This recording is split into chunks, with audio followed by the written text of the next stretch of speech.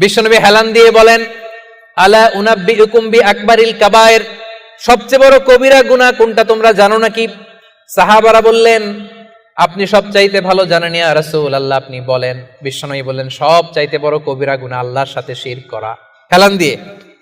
2 নম্বরে উকুকুল ওয়ালিদাইন, মাতা পিতার অবাধ্য হওয়া। 3 নম্বরটা যখন বলবেন হেলান থেকে উঠলেন এভাবে, সিরিয়াস। 3টা কবিরা গুনাহ তোমাদের বলবো না, বলেন। 2টা বলছে হেলান দিয়ে, একটা হচ্ছে আল্লাহর সাথে শিরক করা, 2 নাম্বার হচ্ছে মাতা পিতার অবাধ্য হওয়া। 3 নম্বরটা যখন বলবেন, ওয়াকানা মুত্তাকিয়ান, তিনি হেলান দেওয়া ছিলেন, ফাজালাসা, সিরিয়াস হয়ে বসলেন। এরপরে বললেন, আলা ওয়া কওলু যুর, আলা ওয়া শাহাদাতু যুর, সাবধান, মিথ্যা বলো না, মিথ্যা সাক্ষী দিও না, মিথ্যা সাক্ষী দিও না, মিথ্যা সাক্ষী দিও না। বিষ্ণুবী বলতেই লাগলেন। কতবার যে বলছেন তার কোনো হিসাব নাই। কোন সুবহানাল্লাহ।